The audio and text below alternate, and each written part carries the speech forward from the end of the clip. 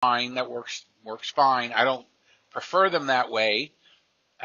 You can make it a little bit thinner, and those have a tendency to shape better, and they dissolve more uniformly, and they dry out more thoroughly. So I like those.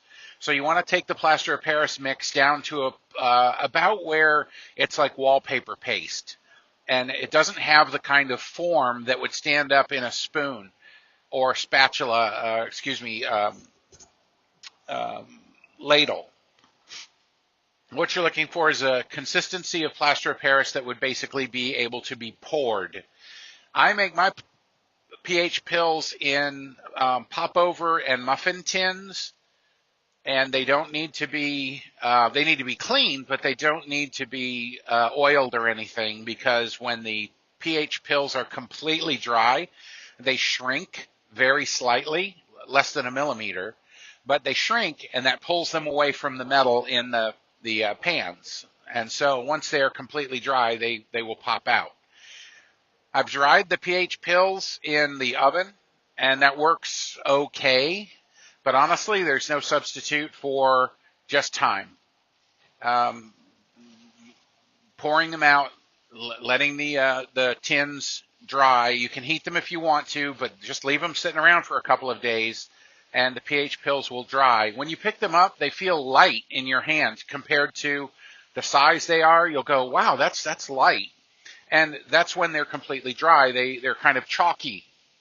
And when you put them into the tank, I prefer to put them into the filtration so that they're in the stream of water and they dissolve more reliably. If you put a pH pill or pH puck into the pond, they can just get covered with algae and they can stop dissolving.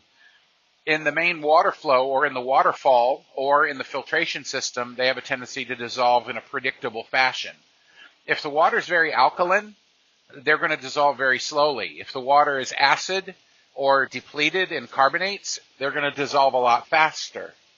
Now, there's one important thing I want to tell you as well, that if the pH pill is not completely dried out, it's going to turn back into plaster of Paris paste.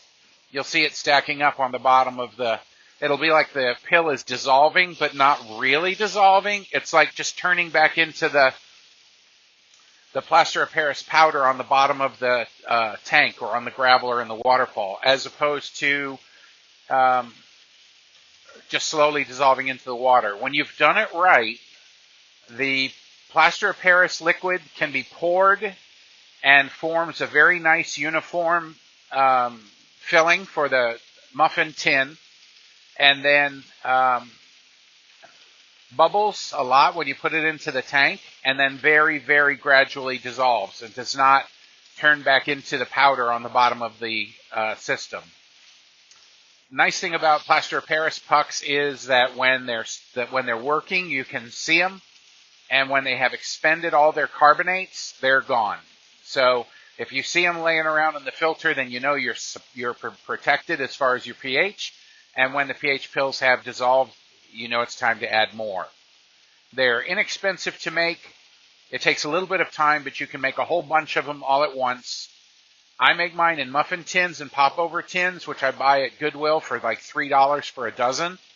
And other folks, a good friend of mine named Tom Hatfield makes his in cat litter pans. Big, shallow plastic cat litter pans, and he'll pour about a ½ an inch of plaster of Paris in there. He'll let it set and cure and dry, and then he twists the cat litter pan. It pops out the big plate of plaster of Paris, which he breaks into pieces the size that he wants.